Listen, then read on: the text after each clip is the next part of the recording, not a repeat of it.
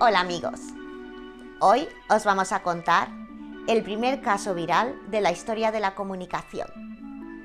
Pongámonos en situación. Si mañana todos nos levantáramos con la noticia de que una nave extraterrestre ha aterrizado en nuestro planeta con intenciones hostiles, ¿creéis que estamos realmente los humanos preparados psicológicamente para un hecho de esa magnitud? Retrocedamos en el tiempo. Nueva York, 30 de octubre de 1938. Son las 8 de la tarde. El programa comienza sin saber que a partir del día siguiente, ese programa sería la radionovela más famosa a nivel mundial y sería conocida popularmente con el sobrenombre de La emisión del pánico. Más de 1 millón de personas escucharon ese programa y creyeron que toda la nación estaba siendo invadida por seres marcianos, y dejará de manifiesto la patanería y estupidez que pueden alcanzar las masas. La emisión comenzaba así. La Columbia Broadcasting System y sus emisoras asociadas presentan a Orson Welles y el Teatro Mercurio del Aire en La Guerra de los Mundos de H.G. Wells. A continuación, Orson Welles presenta su programa así, con esta frase: ahora sabemos que a principios del siglo XX, este mundo estaba siendo vigilado de cerca por inteligencias superiores a la nuestra, pero tan mortales como las del hombre. Pongámonos en situación. En aquella época, realmente se creía que Marte podría albergar vida inteligente. Incluso, en 1924, el ejército solicitaba a las emisoras de radio que, a intervalos, pararan sus emisiones para ellos poder comprobar las ondas provenientes del planeta rojo. La genialidad de Orson Welles para este programa radica en que él imitó otra radionovela escuchada anteriormente en la CBS, en la cual imitaban la difusión de unas noticias al estilo que lo haría un reportero. Así podría darle a su programa un ritmo más real y frenético que atrapara a los oyentes en la historia. Orson Welles para aquella época contaba con 23 años de edad y ya era en Nueva York reconocido como un actor de obras de teatro que posteriormente empezó a dirigir radionovelas en la radio. Pero ¿qué es lo que pasó aquel 30 de octubre de 1938? Que a la misma hora que comenzaba la radionovela de La Guerra de los Mundos, en la cadena rival, la NBC, estaba la estrella del momento, el ventrílocuo que se llamaba Edward Bergen, con su muñeco Charles McCarthy. Con lo cual, hasta que no finalizó este programa, nadie estaba escuchando el programa de Orson Welles. Con lo cual llegaron cuando ya el programa llevaba 20 minutos de emisión y se habían perdido la presentación de La Guerra de los Mundos como una obra de teatro de ficción. Cuando los oyentes comenzaron a escucharlo, era justo el momento en que la obra cambiaba de ritmo y se empezaba a poner emocionante. Ellos lo primero que escucharon fue a un interlocutor de Radio Noticias que narraba este mensaje de última hora. Señoras y señores, interrumpimos nuestro programa de baile para dar una noticia de última hora. A las 19:40 horas, el profesor Farrell, del observatorio de Mount Jennings de Chicago, comunica que se han observado en el planeta Marte unas explosiones de gas incandescente que suceden a intervalos regulares. El espectroscopio delata que se trata de hidrógeno y que este gas se desplaza con rapidez a la Tierra. Y de repente escuchan otro mensaje que dice así: nos llega un mensaje de última hora desde Princeton, Nueva Jersey. Nos comunican que un enorme objeto ardiente, que se supone puede ser un meteorito, ha caído en una granja en las cercanías de Grover Mills, a 22 kilómetros de Princeton. A continuación aparecía un boletín informativo que explicaban cómo un granjero daba las explicaciones sobre cómo un objeto había caído en sus tierras emitiendo una onda de luz azul incandescente que arrasaba todo a su paso, incluido a él, que se encontraba sentado en la silla de su porche, observando la noche.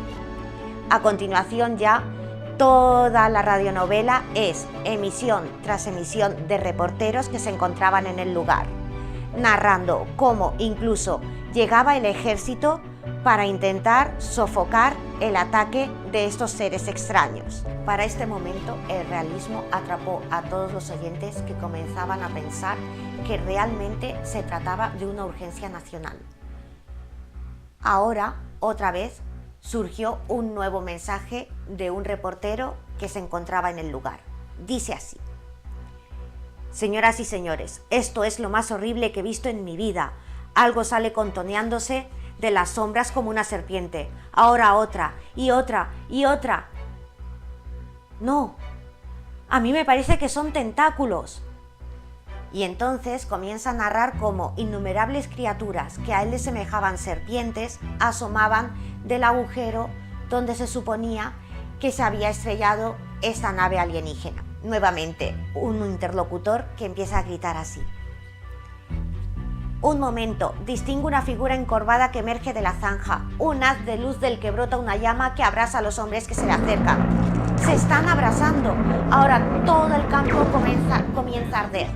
Los bosques, los establos, los coches. Se me viene encima. Se me está viniendo encima. Me viene encima. Y de repente, Orson Welles, para dar más dramatismo a su historia, opta por hacer callar a la orquesta y a todos los actores que se encontraban en aquel momento en el estudio de grabación.